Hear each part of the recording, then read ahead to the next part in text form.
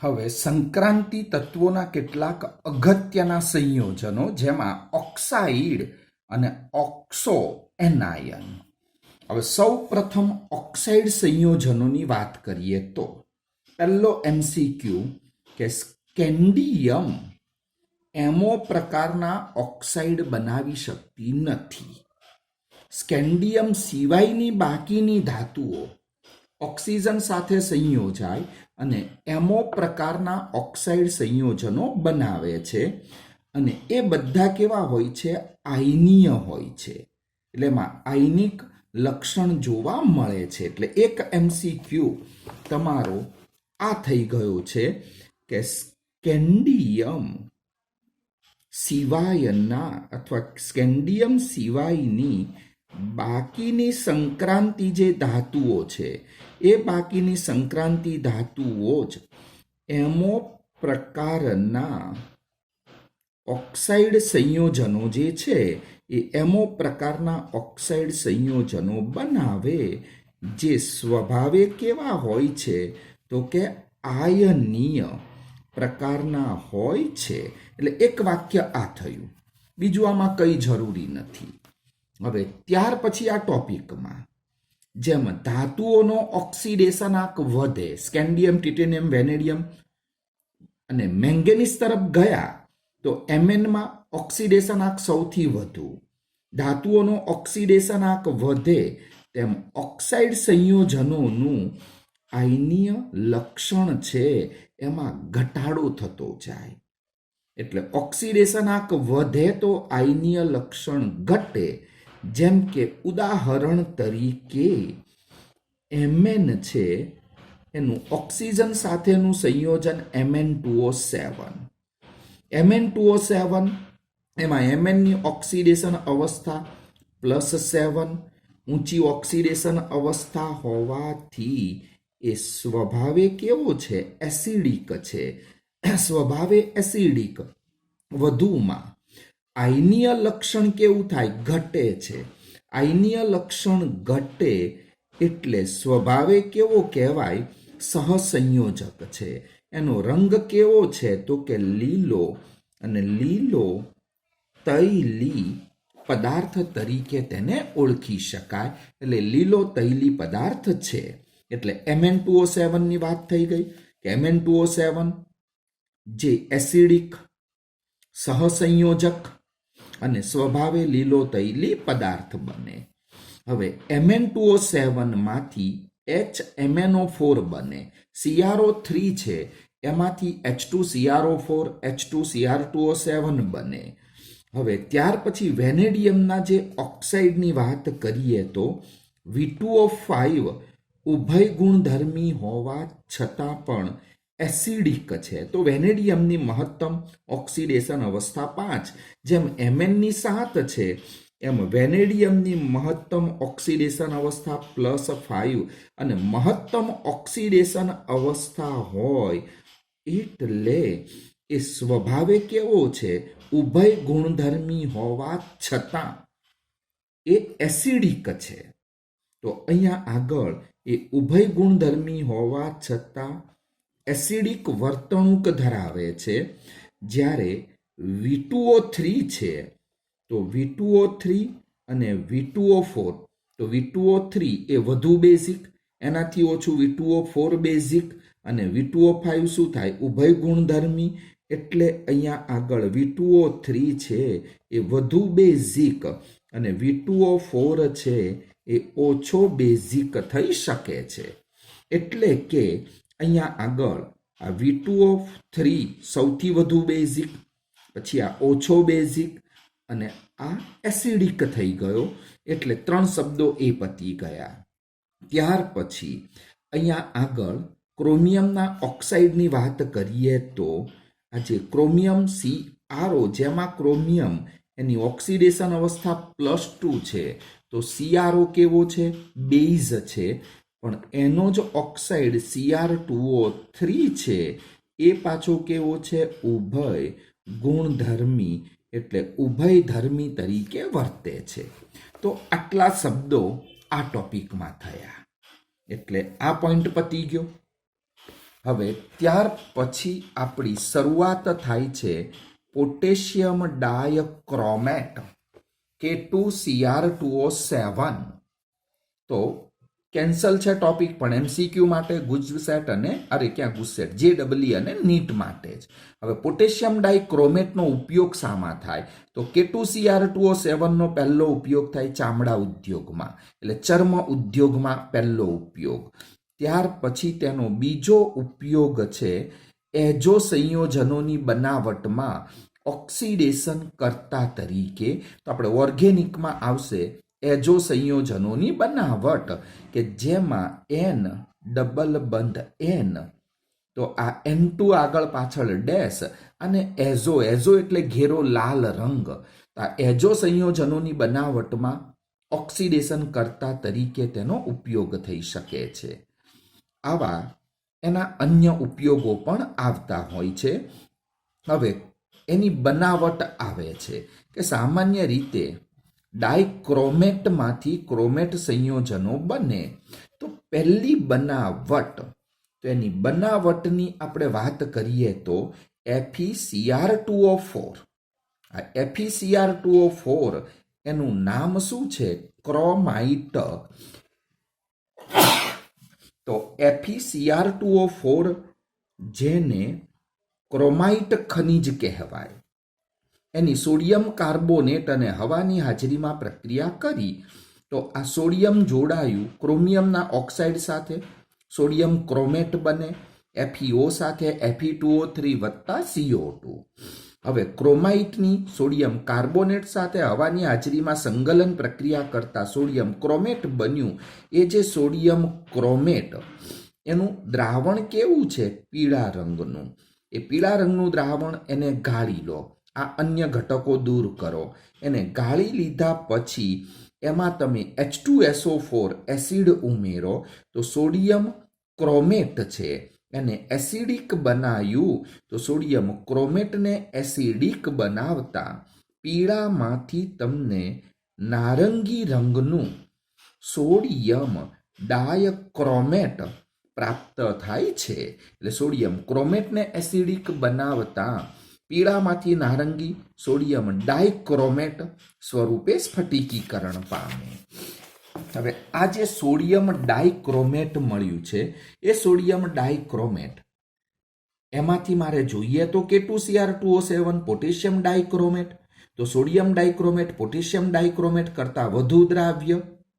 તેથી સોડિયમ ડાયક્રોમેટમાં તમે શું ઉમેર્યું? KCl ઉમેર્યું એટલે NaCl ગયું અને K2Cr2O7 તમને પ્રાપ્ત થઈ શકે છે. તો આ રીતે બનાવટ થઈ ગઈ પોટેશિયમ ડાયક્રોમેટ કે જે ક્રોમાઇટ ખનિજમાંથી આપણે બનાવ્યું છે. અને એ ક્રોમાઇટ ખનિજ જેનું સૂત્ર યાદ રાખવાનું FeCr2O4. ફેકોલોજી હોય શું કરે? 1 ટૂંકા 4, એટલે ફેક્રો 1 ટૂંકા 4 એને કહેવામાં આવે છે ક્રોમાઇટ. ક્રોમાઇટમાંથી પીળા રંગનું સોડિયમ ક્રોમેટ, એને એસિડિક બનાવતા નારંગી રંગનું સોડિયમ ડાયક્રોમેટ. સોડિયમ ડાયક્રોમેટ જે છે એમાં તમે KCl ઉમેર્યું એટલે પોટેશિયમ ડાયક્રોમેટ એના નારંગી રંગના તમને સ્ફટિકો પ્રાપ્ત થઈ શક્યા છે. હવે જલીય દ્રાવણમાં ક્રોમેટ આયનો અને ડાયક્રોમેટ આયનો બંને એકબીજામાં પરિવર્તનશીલ હોય છે અને જેનો આધાર દ્રાવણની pH ઉપર રહેલો છે. જેમ કે અહીંયા આગળ CrO4-2 ક્રોમેટ છે જે છે કેવું? પીળું. એને એસિડિક બનાવ્યું તો આગળ જ જોયું કે એસિડિક બનાવતા ક્રોમેટમાંથી ડાયક્રોમેટ પીળામાંથી નારંગી રંગનું પ્રાપ્ત થઈ શકે, H2O મુક્ત થાય. પણ ત્યાર પછી એ જે ડાયક્રોમેટ છે એને બેઝિક બનાવો. તો બેઝિક બનાવો એટલે ડાયક્રોમેટમાંથી પીળા રંગનું ક્રોમેટ પ્રાપ્ત થઈ શકે. એટલે ક્રોમેટમાંથી ડાયક્રોમેટ ને ડાયક્રોમેટમાંથી ક્રોમેટ બંને એકબીજામાં અંદરો અંદર પરિવર્તનશીલ, એટલે શું કહેવાય? આંતર પરિવર્તનશીલ છે. જેનો આધાર કોના ઉપર હોય? pH ઉપર. એસિડિક હોય, pH ઓછી હોય, બેઝિકમાં પીએચ વધુ હોય એટલે પીએચ ઉપર તેનો આધાર ગણી શકાય છે. હવે ત્યાર પછી બંનેના બંધારણ આપેલા છે. તો બંનેના બંધારણની આપણે વાત કરીએ તો સામાન્ય રીતે આ જે ક્રોમેટ છે CrO4-2 જેમાં સીઆરની સાથે 4 ઓક્સિજન જોડાઈ ગયા. એ 4 ઓક્સિજન જોડાય એટલે આપણને આ સંયોજન પ્રાપ્ત થયું જેનો આકાર કેવો છે? સમચતુષ્ફલકીય. Dichromate Cr2O7-2. તો અહીંયા આગળ CrO4-2, Cr2 3 ઓક્સિજન પ્રાઇવેટ એક ભાગમાં. તો અહીંયા આગળ આ Cr2O7 ડાયક્રોમેટ થયું. તો આ ડાયક્રોમેટ એમાં પેલામાં એક સમચતુષ્ફલક, આમાં બે બાજુ બે સમચતુષ્ફલક. ડાયક્રોમેટમાં બે સમચતુષ્ફલકો એકબીજાના શિર સાથે અહીંયા જોડાય કે આ ત્રણને જોડીને આ સમચતુષ્ફલક, આ જોડીને આ સમચતુષ્ફલક, આ બે સમચતુષ્ફલકો એમના માથા શીર્ષ એકબીજા સાથે જોડાય અને ડાયક્રોમેટ એનું બંધારણ શક્ય બને છે. જેમાં CrO CR વચ્ચેનો જે બંધ કોણ 126 ડિગ્રી જેટલો હોય છે. એટલે બંનેના આપણે બંનેના બંધારણ કયા પ્રકારના છે એ આવી ગયું. એટલે એ થોડું જોઈ રાખવાનું. હવે સોડિયમ અને પોટેશિયમ ડાયક્રોમેટ સંયોજનો કે જેમાં ક્રોમિયમની સંયોજકતા +6, 6 ઓક્સિડેશન અવસ્થા હોય એટલે એમનું રિડક્શન જ થાય. એટલે બંને શું કહેવાય? પ્રબળ ઓક્સિડેશન કરતા ગણી શકાય છે. જેમનો ઉપયોગ આપણે કદમાપક પૃથ્થકરણ પ્રેક્ટિકલમાં થતો હોય છે. અને એસિડિક દ્રાવણમાં જ KMnO4ની માપક એક Cr2O7-2 એસિડિક દ્રાવણમાં ક્રોમિયમ 6 માંથી ક્રોમિયમ 3 એમાં રિડક્શન પામે એટલે કહેવાય પ્રબળ ઓક્સિડેશન કરતા, જેનો રિડક્શન પોટેન્શિયલ ધન. જેમાં એસિડમય પોટેશિયમ ડાયક્રોમેટ હોય તો I-1 નું I2માં, H2S સલ્ફાઇડ S-2 નું સલ્ફરમાં ઓક્સિડેશન કરે છે. એવી રીતે Sn+2 માંથી Sn+4 સ્ટેનસ માંથી સ્ટેનિક આપણને પ્રાપ્ત થાય, ફેરસમાંથી ફેરિક પ્રાપ્ત થાય. એટલે આ ડાયક્રોમેટનું રિડક્શન થાય કેમ કે પોતે શું છે? ઓક્સિડેશન કરતા. એટલે અન્ય આવા તત્વોનું પોતે અહીંયા આગળ ઓક્સિડેશન કરી શકે, એનું રિડક્શન એટલે અન્ય તત્વોનું ઓક્સિડેશન. માટે આ બધા રિડક્શન કરતા માટેની પ્રક્રિયામાં પોટેશિયમ ડાયક્રોમેટ છે એના અર્ધ પ્રક્રિયાને ઉમેરો તો આ બંને પ્રક્રિયાઓનો તમે સરવાળો કરો એટલે આ પ્રક્રિયા મળી જાય. તો Cr2O7-2 વત્તા 14H+ આ Fe વાળી પ્રક્રિયા લીધી છે. ચારેમાંથી ગમે તે લઈ શકો, એનો સરવાળો કરો કેમ કે આ 6 ઇલેક્ટ્રોન તો કોમન નીકળી ગયા. આ બંનેનો સરવાળો કર્યો એટલે અહીંયા આગળ આવી ગયું 6Fe+2 gives 2Cr+3 વત્તા 6Fe+3 વત્તા 7H2O. તો આવી રીતે રિડક્શન કરતાની અર્ધ પ્રક્રિયામાં પ્રક્રિયા થઈ ગઈ. એટલે આની સાથે K2Cr2O7 એ પણ તમારું પૂર્ણ થઈ ગયું. MCQમાં ખાલી એક તો પોતે પ્રબળ ઓક્સિડેશન કરતા, આ બંનેના બંધારણમાં આ સમચતુષ્ફલક, આમાં બે સમચતુષ્ફલક એકબીજા સાથે શીર્ષ વડે, પછી ક્રોમેટનું ડાયક્રોમેટ ને ડાયક્રોમેટનું ક્રોમેટમાં રૂપાંતરણ. પણ આમાં MCQમાં યાદ રાખજો કે જો ક્રોમેટને એસિડિક બનાવો તો ડાયક્રોમેટ, અને ડાયક્રોમેટને બેઝિક બનાવો, pH વધે તો એ ડાયક્રોમેટમાંથી ક્રોમેટ બને. અને બાકી આમાં તો બનાવટમાં ક્રોમાઇટ ખનિજમાંથી આ બને છે. એનો રંગ કેવો? નારંગી છે. અને ઉપયોગો આગળ આપ્યા છે એ ઉપયોગ થયા. અહીંયા તો બે જ ઉપયોગો છે, ચર્મ ઉદ્યોગમાં અને એજો સંયોજનોની બનાવટમાં. વધુમાં પ્રયોગશાળામાં પ્રબળ ઓક્સિડેશન કરતા તરીકે ઉપયોગી. આજે K2Cr2O7 એને H2SO4 સાથે મિશ્ર કરો એટલે એમાંથી H2CrO4 ક્રોમિક એસિડ બને છે, જે પ્રયોગશાળામાં કાચના સાધનો છે એને પણ સાફ કરવા માટે વપરાતું હોય છે. એટલે જૂની બુકનું છે કે પોટેશિયમ ડાયક્રોમેટ અને H2SO4 માંથી ક્રોમિક એસિડ બને, એ પ્રયોગશાળામાં કાચના સાધનો. પછી કાટ વિરોધી ગુણધર્મ પણ એ ધરાવતું હોય છે, એટલે ક્ષારણનો પ્રતિકાર પણ કરતું હોય છે. એ બધા જૂના પોઈન્ટ થયા. KMNO4 આપણા કોર્સમાં ચાલી ગયેલું છે, એટલે એનો કોઈ સવાલ થતો નથી. એટલે આની સાથે આપણા ડી વિભાગના તત્વો છે એ બધા જ તમારા પૂર્ણ થઈ ગયા. હવે એફ વિભાગ તો 11 સાયન્સનું છે બધું, કે એફ વિભાગના તત્વો. હવે એફ વિભાગના તત્વો એને આપણે શું કહીએ છીએ? આંતર સંક્રાંતિ તત્વો. આ બધું તમને ક્લિયર છે, ખાલી ચેક કરી લઈએ કે એફ વિભાગની 2 શ્રેણીઓ: લેન્થેનાઇડ શ્રેણી, જેમાં લેન્થેનમ પછીના 14 તત્વો, એક્ટિનાઇડ શ્રેણી, એક્ટિનિયમ પછીના 14 તત્વો. લેન્થેનોઇડને બહુ જ મળતું આવે છે, માટે લેન્થેનોઇડની દરેક ચર્ચામાં લેન્થેનમને સમાવેલું છે. આ લેન્થેનોન જે તત્વો છે, લેન્થેનોઇડ્સ, એની સંજ્ઞા શું વપરાય છે? Ln. એટલે લેન્થેનમની La, પણ લેન્થેનોન તત્વોની સંજ્ઞા, 14 તત્વોની સંજ્ઞા Ln વપરાય. એવી રીતે એક્ટિનોઇડની અંદર 14 તત્વો એક્ટિનિયમને સમાવવામાં આવેલા છે, એમના 14 તો આ સંક્રાંતિ તત્વોની સરખામણીમાં લેન્થેનોઇડ્સ એકબીજા સાથે વધુ સમાનતા ધરાવે છે. ત્યાર પછી સામાન્ય રીતે આ જે તત્વો છે તેમાં આ જે એક્ટિનોઇડ તત્વો છે એમનું રસાયણ ખૂબ જ જટિલ છે.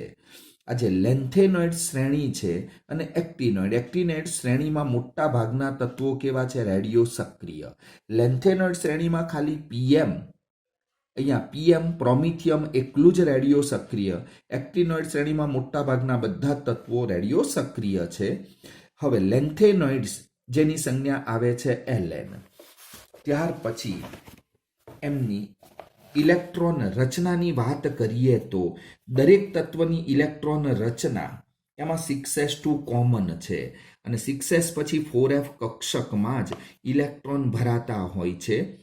અને એમની સૌથી વધુ સ્થાયી ઓક્સિડેશન અવસ્થા કેટલી છે? +3.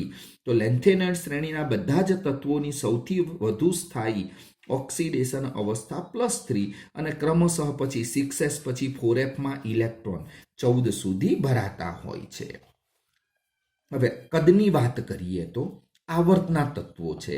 લેન્થેનાઇડ શ્રેણી એટલે લેન્થેનમ પછી સીરિયમથી લ્યુટેશિયમ.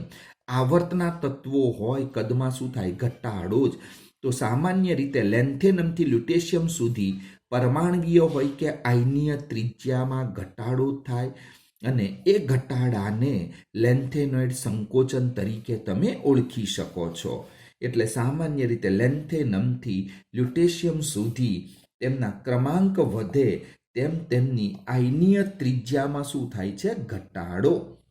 એટલે તો દરેક આવર્તમાં જોવા મળે છે, એટલે એમાં કોઈ ફરક નથી પડતો, પણ એને કહેવાય શું? લેન્થેનોઇડ સંકોચન. એમાં સામાન્ય રીતે એક જ પેટાકોષમાં એક ઇલેક્ટ્રોન ઉપર બીજા ઇલેક્ટ્રોન દ્વારા અપૂર્ણ શિલ્ડિંગ અસર, એના કારણે આ શક્ય બને, જેમાં કેન્દ્રીય વીજભાર વધે, એક ડી ઇલેક્ટ્રોન બીજા ડી ઇલેક્ટ્રોન એની શિલ્ડિંગ અસરની સરખામણીમાં 4f ઇલેક્ટ્રોન બીજા 4f ઉપર શિલ્ડિંગ અસર ઓછી હોય છે. એટલે ટૂંકમાં આગળ પણ આવી ગયું કે ડીડી ઇલેક્ટ્રોન કરતાં FFના ઇલેક્ટ્રોનની શિલ્ડિંગ અસર કેવી હોય છે? ડી કરતાં એફના ઇલેક્ટ્રોનની શિલ્ડિંગ અસર ઓછી. તેથી પરમાણુ ક્રમાંક વધે, કદમાં શું થાય? ઘટાડો. એટલે આમાં પણ કંઈ જરૂર નથી. આવર્તમાં ડાબા ટુ જબા તરફ ગયા, લેન્થેનોઇડ શ્રેણીમાં કદ ટૂંકમાં શું થાય? ઘટે છે. આટલું જ તમારે યાદ રાખવાનું છે, બાકીની કોઈ ચર્ચાની ક્યાંય જરૂર નથી. શિલ્ડિંગ અસરમાં ડી કક્ષકના ઇલેક્ટ્રોન કરતાં એફ કક્ષકના ઇલેક્ટ્રોનમાં શિલ્ડિંગ અસર કેવી હોય છે? ઓછી હોય છે. એટલે એ પતી ગયું. બાકીની અહીંયા પણ કઈ જરૂર રહેતી નથી. એટલે એ ટોપિક આખો પૂરો થઈ ગયો.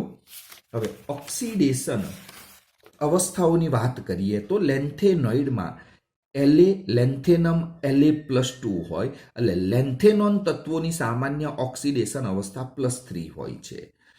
ત્યાર પછી એમાં પણ ડી કક્ષકની માફક એફ કક્ષક પણ સંપૂર્ણ ખાલી હોય, અથવા અર્ધ ભરાયેલી હોય કે સંપૂર્ણ ભરાયેલી હોય તો ડીની માફક એફમાં પણ વિશેષ સ્થાયીતા જોવા મળે છે. એટલે એફ કક્ષકોમાં પણ એ જ રીતે સ્થાયીતા આવી શકે છે.